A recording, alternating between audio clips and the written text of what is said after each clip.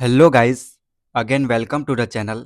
Episode 5 के first part यानी कि प्रीवियस वीडियो में हमने 5 ईएमए स्ट्रेटजी पर एंट्री कैसे करते हैं, exit, SL and 5 EMA strategy पर ट्रेड करने के पीछे लॉजिक क्या रहता है उसके बारे में इन डिटेल देखा था। And option buying and option selling कैसे करनी है इस स्ट्रेटजी पे उसके बारे में भी चर्चा की थी। बट उस वीडियो में मैंने आपको बताया था कि 5 स्ट्रेटजी की एक्यूरेसी 25 to 30% ही है। सो 25 to 30% एक्यूरेसी को कैसे बढ़ाया जाए, तो इस वीडियो में हम वो ही देखने वाले हैं। तो चलिए शुरू करते हैं।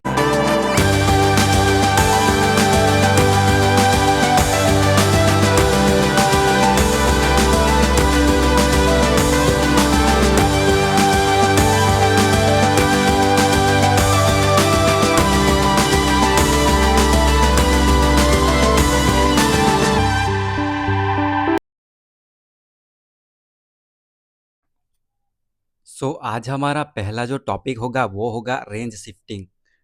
स्टॉक्स मार्केट में कोई पर्टिकुलर इंडेक्स में या फिर स्टॉक्स में अप ट्रेंड चल चुका है, बायर्स को अच्छे खासे प्रॉफिट मिल चुके हैं, उसके बाद रेंज शिफ्टिंग होती है। लेकिन रेंज शिफ्टिंग को अर्ली स्टेज में पहचानना कैसे है एंड रेंज शिफ्टिंग के दौरान हमें कौन से सिग्नल मिलते हैं वो हम देखते हैं। यहाँ पे आप देख सकते हैं कि मार्केट में ये जो ट्रेंड चला है वो कितना बड़ा ट्रेंड है, बायर्स को कितने बड़े प्रॉफिट मिले हैं। 50,400 या 500 से 50,500 के अराउंड से जो ट्रेंड यहाँ पे चला है वो 52,400 तक गया है। तो यहाँ पे बायर्स को 2 डेज में ही 2000 पॉइंट का प्रॉफिट मिल चुका है। तो इसके बाद क्या हो सकता है, उसके बाद मार्केट में एक प्रॉफिट बुकिंग आ सकती है या फिर रेंज शिफ्टिंग हो सकती है। लेकिन उसको हम पहचाने कैसे, क्योंकि मार्केट में यहाँ पे बार बार हायर हाई बनते जा रहे थे। आप देख सकते हैं कि यहाँ पे जो लो लगता है, स्विंग का जो लो होता है उसको सेलर ब्रेक नहीं करवा पा रहे थे। आप यहाँ पे देख सकते हैं एक भी लो यहाँ पे ब्रेक नहीं हुआ था। यहाँ पे हायर हाई जो बनते जाते हैं उसके बाद एक लेवल पे जाके मार्केट की स्ट्रेंथ कम हो जाती है। अपर लेवल पर या फिर अपर प्राइस पर कोई बायर ये नहीं चाहेगा कि हम टॉप पे बाय करें। तो वहाँ पर जाकर मार्केट की जब स्ट्रेंथ कम होती है तो उसके बाद जो बायर नीचे से बाय करके बैठे हैं नीचे के लेवल से, वो भी अपना प्रॉफिट बुक करते हैं। तो उसी वजह से मार्केट में प्रॉफिट बुकिंग आती है, तो उसी वजह से मार्केट में सेलिंग आती है। और उसके साथ अगर हमें 5 में मिल जाए या फिर कोई और स्ट्रेटजी या फिर कोई सेटअप और मिल जाए तो और सेलर वहाँ पे ऐड होते हैं। तो उसी वजह से मार्केट में हाई इंटेंसिटी से या फिर ड्रास्टिकली सेलिंग आ जाती है। काफ़ी बड़ी बाइंग आने के बाद आप यहाँ पे देख सकते हैं कि बड़ी एक रेड कैंडल बनी। तो यहीं से स्टार्ट होती है रेंज शिफ्टिंग, क्योंकि ये जो कैंडल है वो काफ़ी बड़ी कैंडल है। ये जो यहाँ पे कैंडल बनी हुई है, पहली रेड कैंडल और उसके बाद ये दूसरी रेड कैंडल, तो यहाँ पे काफ़ी हाई इंटेंसिटी से सेलिंग आई हुई है। तो वो ही हमारा पहला सिग्नल रहेगा कि टॉप से अगर हाई इंटेंसिटी से सेलिंग आए, बड़े बड़े कैंडल सेलिंग की साइड बने, तो वहाँ पे रेंज शिफ्टिंग हो सकती है। वो सिग्नल रेंज शिफ्टिंग का हो सकता है। उसके बाद क्या होगा आगे वो भी हम देखेंगे। लेकिन अब हम यहाँ पे 5 ईएमए पे थोड़ी चर्चा कर लेते हैं। तो हमें यहाँ पे 5 ईएमए तो मिला। जब हमने एंट्री यहाँ पे 5 ईएमए पे की होगी तब हमें पता नहीं चलता कि ये रेंज शिफ्टिंग है।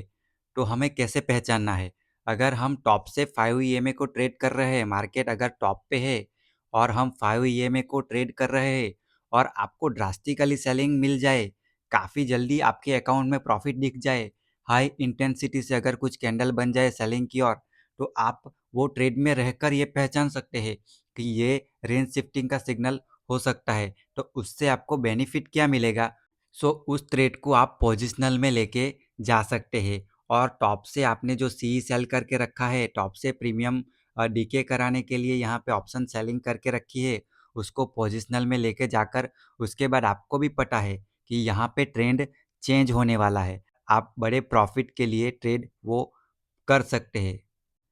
अर्ली स्टेजेस में आपको रेंज शिफ्टिंग कैसे पहचाननी है वो मैंने आपको बताया है। कंफर्मेशन के बाद तो हमें पता चल ही जाता है, अगर कोई लो ब्रेक होता है तो वहाँ पे हमें पता चल ही जाता है कि रेंज शिफ्टिंग हो चुकी है। सो गाइस, मैं यहाँ पे आपको रेंज शिफ्टिंग की बात कर रहा हूँ। रेंज शिफ्टिंग यानी कि पूरा ट्रेंड चेंज होना, उसके बाद हमें 4, 5 या 15 डेज तक या फिर 1 मंथ तक मार्केट सेलिंग में दिखता है। तो यहाँ पे मैं वो बात नहीं कर रहा हूँ कि आपको यहाँ पे हायर हाई मिले और उसके बाद थोड़ी सी प्रॉफिट बुकिंग आई और मार्केट पोलैंड फ्लैग में चला गया और फिर से मार्केट अपसाइड चला गया। मैं यहाँ पे पूरी रेंज शिफ्टिंग की बात कर रहा हूँ। मार्केट में हमें यहाँ पे रेंज शिफ्टिंग के दौरान 2 to 3 डेज में काफ़ी बड़े प्रॉफिट कैप्चर करने को मिल सकते हैं। जैसे कि आपने यहाँ पे देखा, ये जो सेलिंग आई है वो दो कैंडल यहाँ पे 15 मिनट की बनी हुई है, एक ये कैंडल और एक ये कैंडल। तो वही कितनी बड़ी कैंडल है, आप यहाँ पे देख सकते हैं 51,200 पे ये कैंडल ने लो लगाया है और यहाँ पे हाई जो बना है वो है 52,300 या 350 के अराउंड। तो आप देख सकते हैं कि ये जो दो कैंडल है उसमें ही आपको कितना बड़ा प्रॉफिट मिला और उसके आगे रेंज शिफ्टिंग ने कैसे बिहेव किया, उसके आगे मार्केट ने कैसे बिहेव किया, वो हम अभी देखने वाले हैं।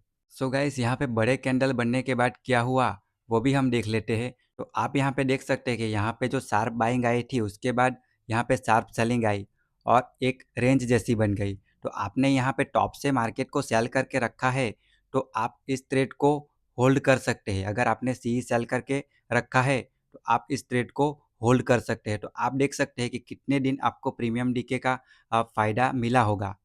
उसके बाद फिर से मार्केट गैप डाउन ओपन हुआ इस रेंज को ब्रेक करने के बाद और फिर से यहाँ पे वॉलेटाइल होता रहा। तो आपने अगर टॉप से सेल किया होता तो आपको कितने दिन तक यहाँ पे प्रीमियम डीके का बेनिफिट मिलता।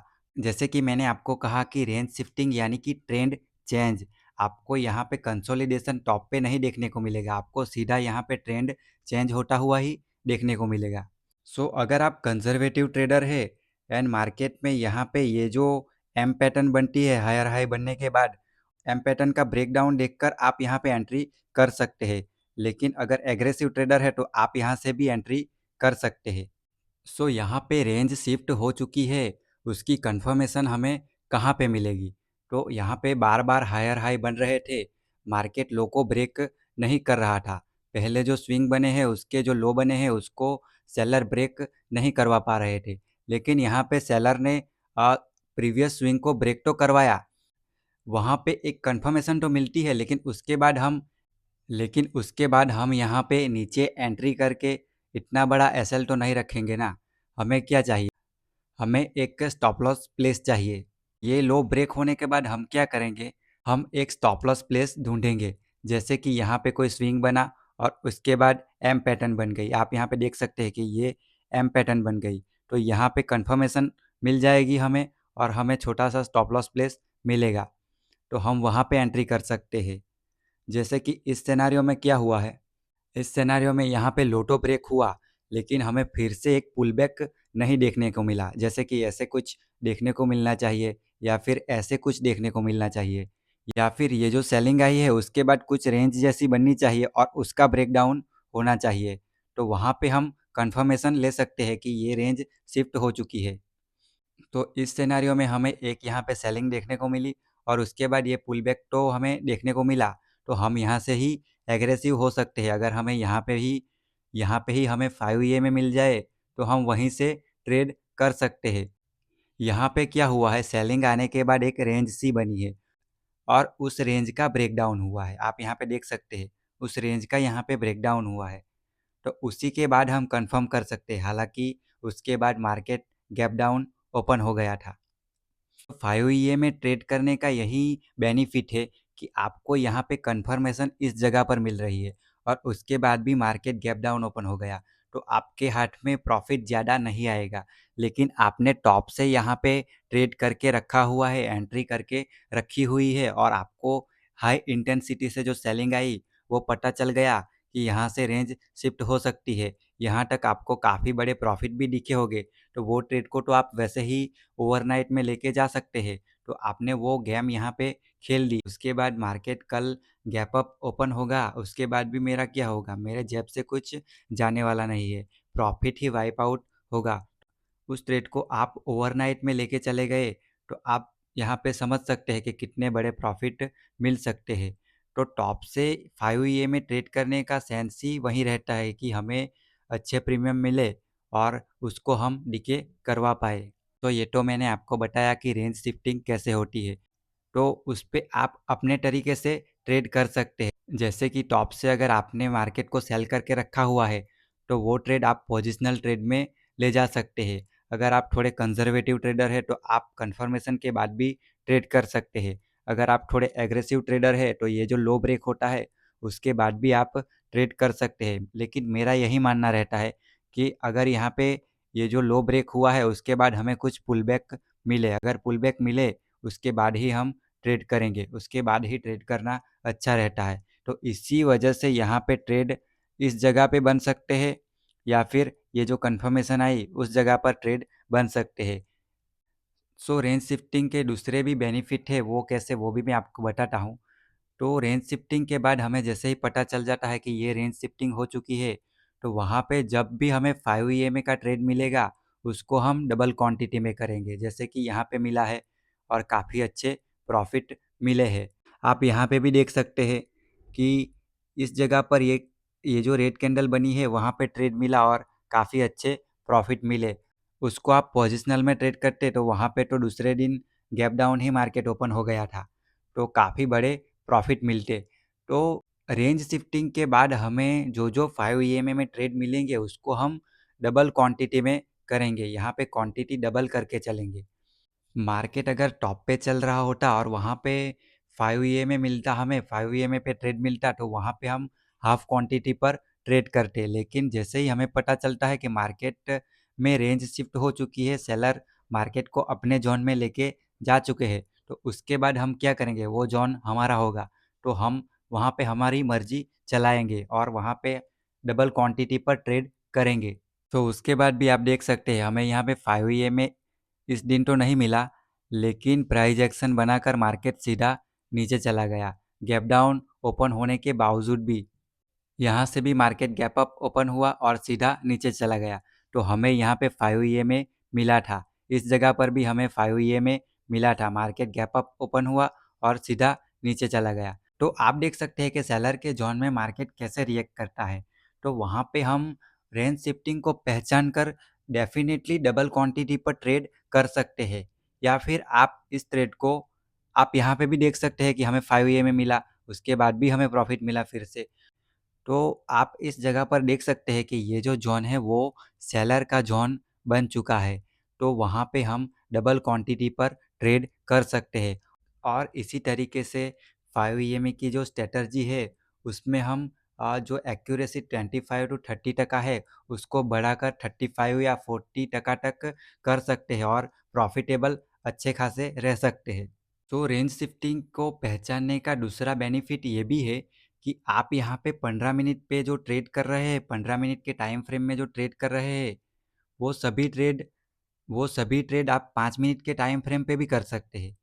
उसकी एक्यूरेसी भी बढ़ जाती है। अगर हमें 5 मिनट में कोई कैंडल देखने को मिले और उसके बाद उसका लो ब्रेक होता है, तो 5 ईएमए को हम 5 मिनट में भी ट्रेड कर सकते हैं। ये भी एक दूसरा बेनिफिट है। पहला बेनिफिट हमने वो देखा कि वहाँ पे हम डबल क्वांटिटी कर सकते हैं। दूसरा बेनिफिट ये है कि आप 15 मिनट के टाइम फ्रेम की जगह 5 मिनट का टाइम फ्रेम यूज़ कर सकते हैं, अगर मार्केट गैप अप खुल जाए तो। वो हम गैप अप अगर मार्केट खुले तो उस सिनेरियो में ही 5 मिनट में शिफ्ट हो गए।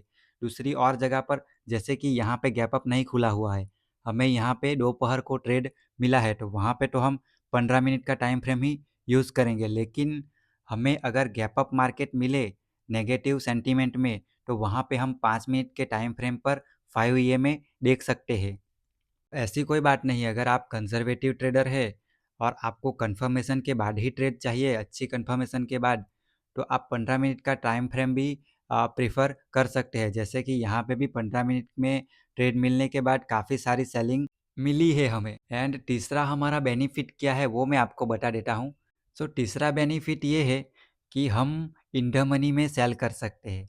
हम सी सेल इन द मनी में कर सकते हैं। और आप भी जानते हैं मार्केट सेलर के जोन में है और इन द मनी में सेल करना काफ़ी बेनिफिशियल रहता है, क्योंकि वहाँ पे प्रीमियम काफ़ी अच्छे होते हैं।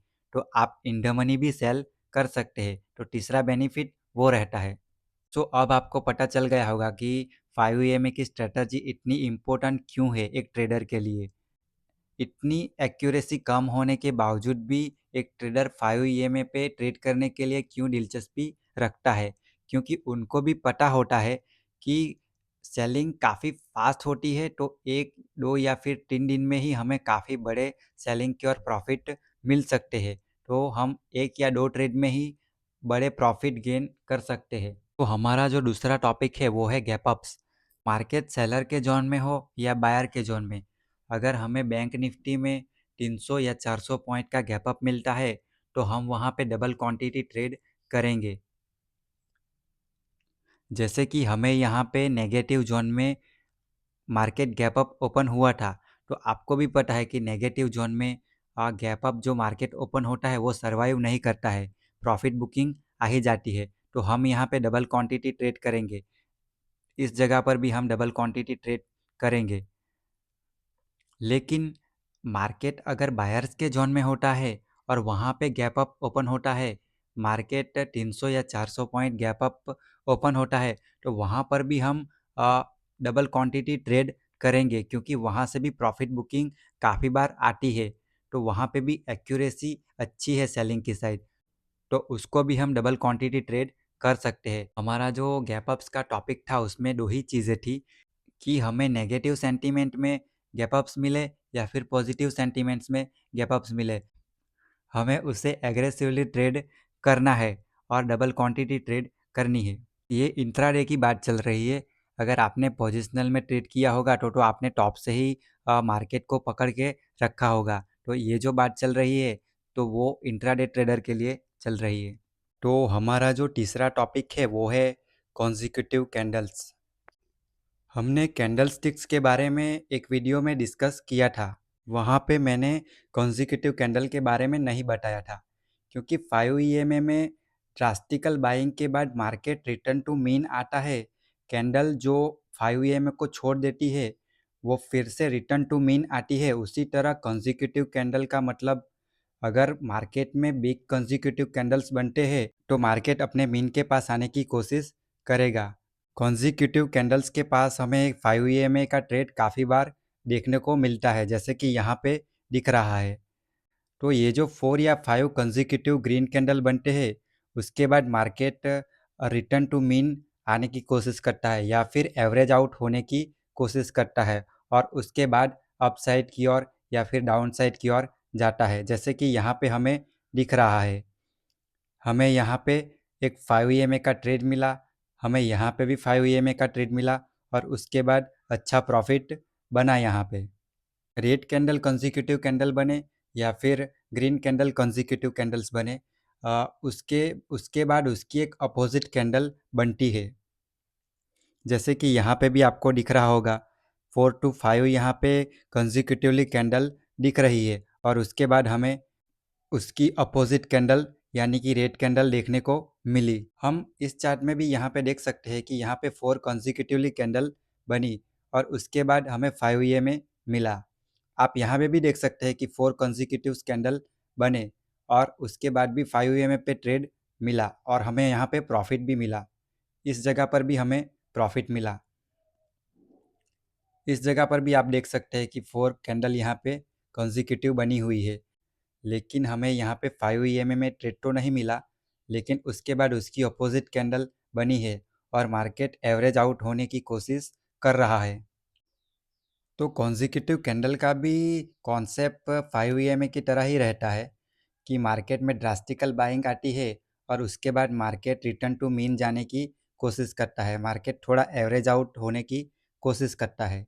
आप यहाँ पे भी देख सकते हैं कि ये जो जगह है यहाँ पे भी back to back 4 candle red बनी और उसके बाद 5वीं कैंडल उसकी अपोजिट बनी यानी कि ग्रीन बनी। तो मार्केट में बाइंग आने के बाद या फिर ड्रास्टिकल सेलिंग आने के बाद थोड़ा सा मार्केट एवरेज आउट होने की कोशिश करता है। तो उसी वजह से यहाँ पे 4 to 5 कंजिक्यूटिव कैंडल्स के बाद उसके अपोजिट कैंडल्स बनते हैं। तो आज हमने कुल मिलाकर 3 पॉइंट कवर किए। एक तो रेंज शिफ्टिंग, दूसरा गैप अप्स एंड तीसरा कंजिक्यूटिव कैंडल्स। यहाँ पे एक और मैं आपको एग्जांपल दे देता हूँ रेंज शिफ्टिंग का। पिक्चर परफेक्ट बना हुआ है, तो इस जगह से मार्केट बार बार हायर हाई बना रहा था। आप ये देख सकते हैं, यहाँ पे जो लो बने हुए हैं इस जगह पर, उसको सेलर ने कभी ब्रेक नहीं किया है। उसके बाद क्या हुआ, उसके बाद यहाँ पे हाई इंटेंसिटी की रेड कैंडल बनी। ये जो आपको दिख रही है वो काफ़ी बड़ी कैंडल बनी हुई है। उसे देखकर हम ये अंदाज़ा लगा सकते हैं कि मार्केट में रेंज शिफ्टिंग हो सकती है, मार्केट में रेंज शिफ्ट हो सकती है। तो उसके बाद इस रेंज को ब्रेक होने के बाद यहाँ पे एक पुलबैक आया। पुलबैक सीधा ब्रेक डाउन नहीं हुआ, लेकिन यहाँ पे एक रेंज बन गई और उसके बाद ये ब्रेक डाउन हुआ। तो इस जगह पर हम कंफर्म कर सकते हैं कि रेंज शिफ्ट हो चुकी है और उसके बाद हमें एक अच्छी खासी सेलिंग देखने को मिली। रेंज शिफ्टिंग यहाँ पे आप स्टॉक्स में भी देख सकते हैं कि ये जो इंडसइंड बैंक का स्टॉक्स है वो वीकली चार्ट है। ये काफ़ी बड़ा अप ट्रेंड इस स्टॉक्स को मिल चुका था।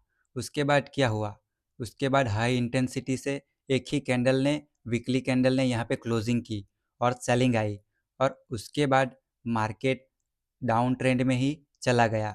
मार्केट अप साइड जाने की यहाँ पे बायर ने मार्केट को या फिर ये पर्टिकुलर स्टॉक्स को टच करने की कोशिश नहीं की। तो यहाँ पे मेन जो वर्ड है वो है इंटेंसिटी। यहाँ पे ये जो सेलिंग आती है इस कैंडल में वो काफ़ी बड़ी इंटेंसिटी से आती है, काफ़ी ड्रास्टिकल सेलिंग होती है। तो उसी वजह से हम ट्रेंड चेंज या फिर रेंज शिफ्टिंग को पहचान सकते हैं। तो आपको मैंने काफ़ी सारे एग्जांपल दिखाए और आप इसी तरीके से रेंज शिफ्टिंग को पहचान सकते हैं। सो इस वीडियो को मैं यहीं पे ख़त्म कर रहा हूँ।